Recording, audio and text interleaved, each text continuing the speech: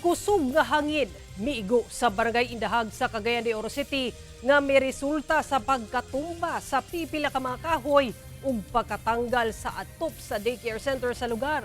Barangay officials gilayong miaksyon sa baong hitabo. Ani report.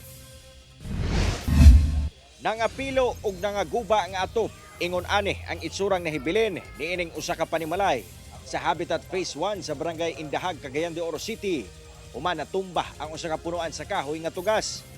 Kini gumikan sa paghapak sa kusog nga hangin nga daw alimpulos adlong Miyerkules pasado las 5 sa hapon, sumala sa mga residente. Ang tagbalay nga si Jade Estanyo, hilabihan ang kakurat diyang kalit milagubo ang atop sa ilang balay. Kilaburo lang pagman ako og lutos panyapon. Puro nga buwan kahoy na rin ako nakita din dia. Nagko kayo.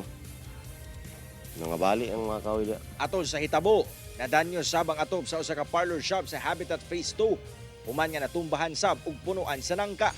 Kalit na mga ito nga gawas nga hangin, kusog kayo. Kanang alimpulos bang hangin. Ang alimpulos mo, muro siya o kanang mutuyok-tuyok. Yang maagian lagi niya, mo na mga, di mga tangtang ang atop. Unya, mga balik yung sa nga samaan eh. Iyang naagian eh.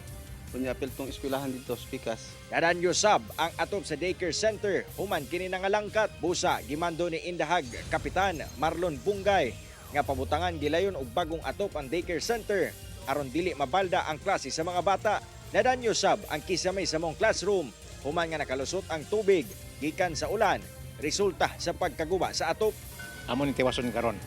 Nakita naman ninyo nga nay bago nga sin mo na among giaksyonan tungod sa dunay klase sa matag adlaw sa daycare center. Munang kami din sa barangay ning kamot kid nga matabangan dito ang nga problema sa katawan sa barangay Indahag. Gawa sa danyo sa mga gambalay, swerteng walay naangol o nasamdan sa hitabo. Padayon ang assessment sa barangay sa kinatibuk ang danyo sa mong hitabo. Ginaberipika pasab sa pag-asa kung alimpulos bagayod ang miigo sa mga apektadong lugar. Apan daan ang ipasidaan sa pag-asa nga habagat ang nakaapekto sa Mindanao nga mas gipakusog sa bagyong Krising. Kauban si Jaybert Pairat, Cyril Chavez. 1 Mindanao.